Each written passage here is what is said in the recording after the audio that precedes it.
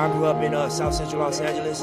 You know, we come from gang culture, so we dealt with the system a lot. And we saw firsthand just over-sentencing, unfair probation, the policies and stuff. So to see people putting energy into reforming that and just making it a little more... penetration. And that's a fact because I can't spend Bitcoin here. I got to still spend US dollars or MasterCard credit or, you know, established credit. Any one of these stores, there's no penetration in the real world. But there's a $27 to $800,000 increase in investment in this space. But there's a 1% penetration in the real world. So what happens when it gets 5% real world? When more people can spend their cryptocurrency at the store, at the restaurant, on the airplane, which is why we came to Amsterdam, because there's a city out here where the whole city is cryptocurrency friendly. And this is an example of what's going to happen to the rest of the world. And we think that if you get in now, when the value spreads, when the accessibility spreads, you'll be sitting on the right chair. And, you know, being out here further brought that to my attention, reinforced my belief in it, and we put our money where our mouth is.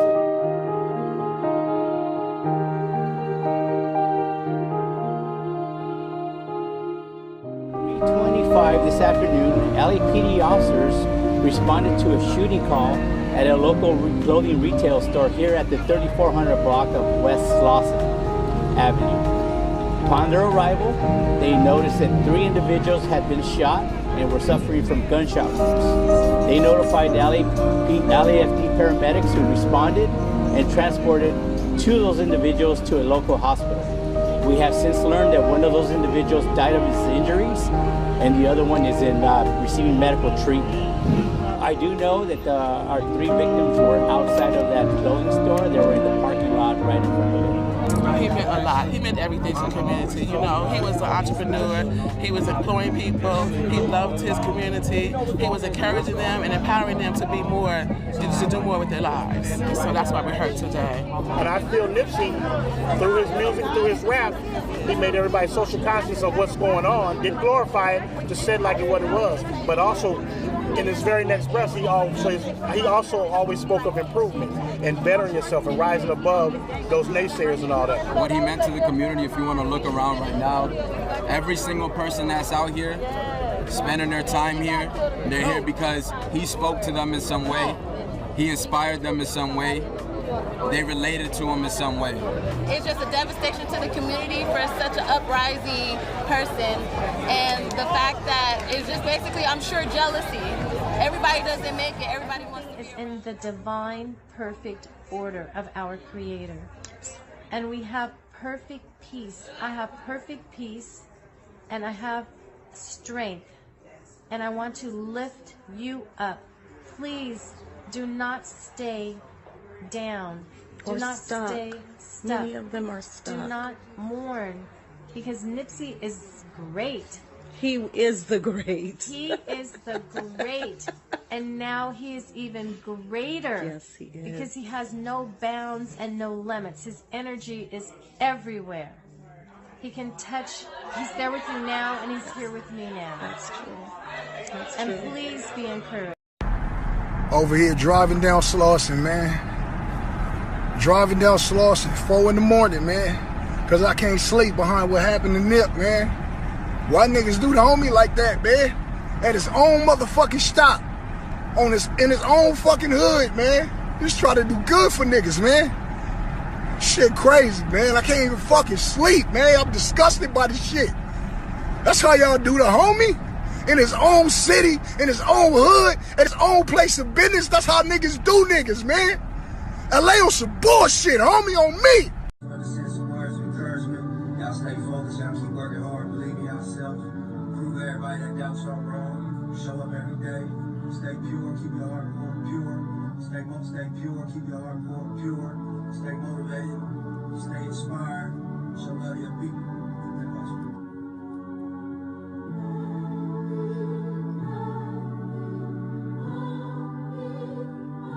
Grateful for the game, man, but that wasn't for me, man. That was for my bro, man. That's for Nipsey, man. 20 plus 20 plus 20. They know what that means, man. That's for my bro. Rest in peace, Nipsey, man. I'm just thankful to be able to go out and compete at a high level, man. Thankful to have these teammates. Thankful and humble to be able to go out and play the game. This is before we got on the stage, we got wind that our brother, our warrior, our soldier, Nipsey Hussle passed away.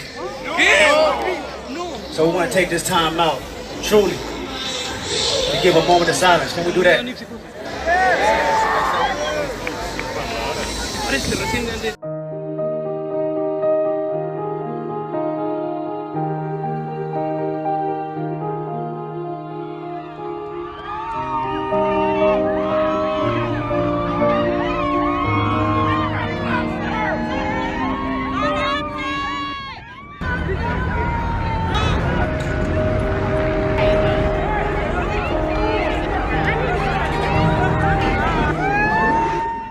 Everybody here already knows in hip, man, and through the music, personally, you know, I swear to God, everything he said in the music was who he was, and it's not too much I can tell you about him, and I just hope that he knows we all proud of him, and I mean, we all know the music.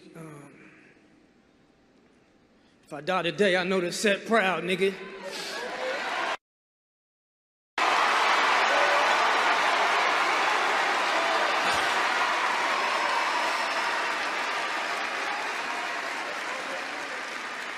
And that's how Nip thought, you know. He loved everybody, and he loved who he grew up with, where he grew up, and just wanted to inspire and always bring something back and make, you know, it wasn't about how some people think, handouts and giving. You know, when we was growing up, we just admired the people in the community that was hustling and had, because we grew up kind of had not, so they didn't have to give us anything. They inspired and showed us a way, and we molded ourselves after the positive people that wasn't on drugs, that wasn't alcoholics, the hustlers basically. And so they didn't have to really even say anything to us. They demonstrated with action. And you know, Nip, that's what Nip was about. Nip was about demonstrating and coming back that people could walk up, touch, see. And, you know, he appreciated, whether he said it or not, the pats on the back. And,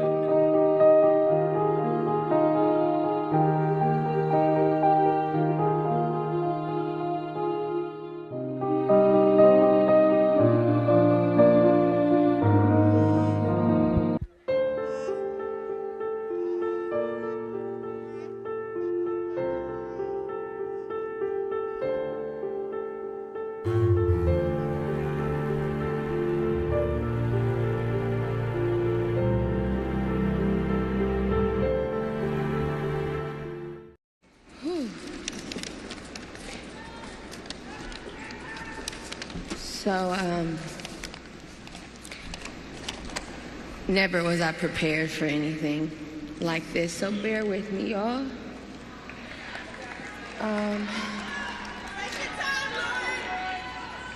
I'm gonna, Ermias was asleep one morning, and I was watching him, because I used to love to just watch him sleep. And I wrote him a text while he was sleeping so that when he woke up, he would read it. And so I'm going to share with you that text, and then I'll go into my little stories about him that were special to me. Ermias, I want you to know that I feel real joy in my heart when I'm around you. I feel safe around you, protected, like a shield over me when you're around. I'm totally myself when I'm with you, which is probably annoying because I don't wear my cool mask anymore. You've made me into more of a woman. You've given me the opportunity to really love a man. You've been with me while I've been sick, through all my fears. You have encouraged me and inspired me to reach higher. I've learned so much about myself with you. You've been my turn up and my church. I wouldn't want to go through this journey with anyone but you. I look up to you in a lot of ways, and I strive to educate myself more like you have. And when we are at odds, I feel defeated and sad, knowing that we are so much better than that. I just want you to know that you've been the greatest boyfriend to me. You aren't perfect, but I would never ask you to be. You and I work, we fit, and you're the coolest guy in the world to me, still. I love you so much unconditionally. My truth is this: I'm never gonna give up on you. My love and my devotion is to you. And I sent that January 21st, 2019.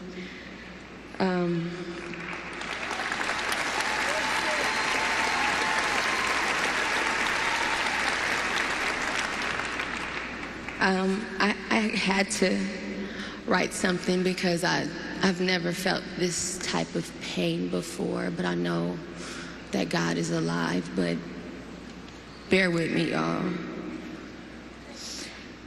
His soul was majestic. He was the strongest man that I ever knew, a gentle father, a patient leader, a divine light. He was brilliant. He researched everything, completely self-taught, constantly seeking knowledge. He would go to bed and listen to these audiobooks in his headphones, and I would tease him, but that really is what I thought was the coolest shit ever about him. And he would wake up in the morning and play music for the kids and light a sage and burn it around the house and just make sure that our energy going outside would be uplifted and that we could handle the day. You know, my pain is for my 2-year-old that probably won't remember how much his dad loved him.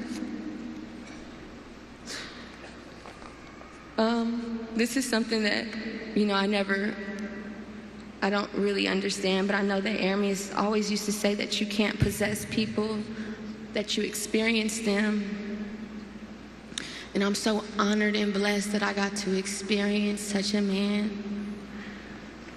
I know everyone is hurting, but I'd like to say something to my city, Los Angeles. Y'all from LA, stand up.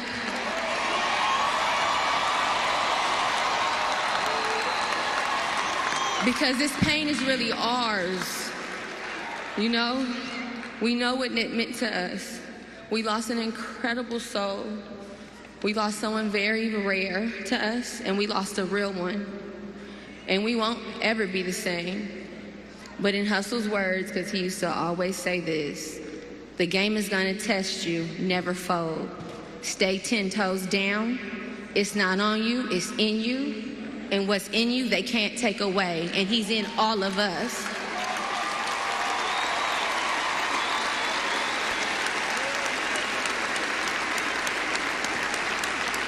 And to Aramis, the love of my life, you know what it is.